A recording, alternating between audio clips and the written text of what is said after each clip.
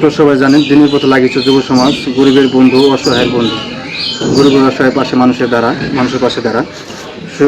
সেই ধারাবাহিকতাভাবে আমরা লাগিয়েছে লতিফ মিস্ত্রির বাসায় আমরা গত বছর আসছিলাম। সে ক্যান্সার আক্রান্ত হয়ে মারা গেছে। মারা যাওয়ার পরে এই ঘরের যে উপরে যে চাল ছিল না, চাল না থাকার কারণে উপরে তারা পলিথিন দিয়ে রাখতো।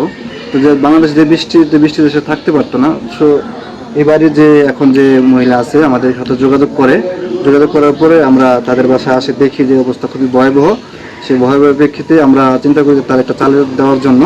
তাই আমি দিনের পথে লাগিয়েছে যুব সমাজ উদ্যোগ নিয়ে গত বছর অর্ধেকের বেশি চালের ব্যবস্থা করে দিয়েছিল। আর এবছর আমরা আবারও সেই বাকি যে কাজটুকু ছিল কাজটুকু আমরা শেষ করে দিলাম। যে দিনের পথে লাগিয়েছে যুব সমাজ উদ্যোগে আমরা এই সম্পূর্ণ কাজটা শেষ করলাম আলহামদুলিল্লাহ। এবং এই ঘরটা নিচে ছিল, নিচে থাকার কারণে আমরা আরও যে চতুর্দিক দিয়ে 3টা করে ইট দিয়ে বাড়ি উঁচা করে দিয়েছি। কারণ গরমে হয়তো বাচ্চা বলে নিয়ে থাকতে পারতো না।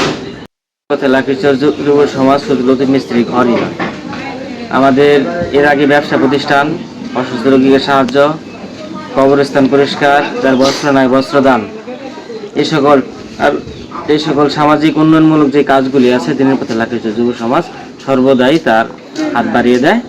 অসহায় দরিদ্র যে সকল মানুষ আছে তার পাশেই থাকবে।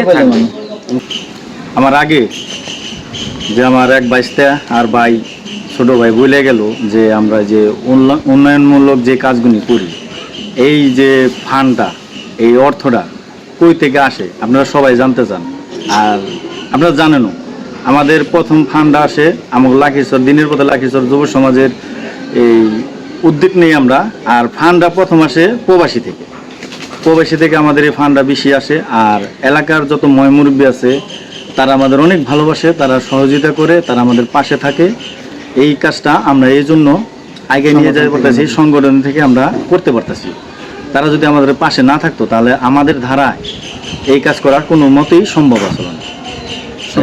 আমরা সংগঠনের লোক যারাই আছি শ্রম দিই, আর আমাদের কোনো নাই, সমিতি নাই, কোনো ফান্ড নাই, নগদ টাকা আসে। নগদ আমরা টাকা যে কাজের জন্য টাকা আমরা উত্তোলন করি ওই কাজে আমরা টাকাটা ব্যয় করে দিয়ে লাস্টে আমরা হিসাব দিয়ে দিই। এটাই আমাদের ফান্ড, নগদ কালেকশন, নগদ ব্যয়। এই বলে বিদায় নিলাম।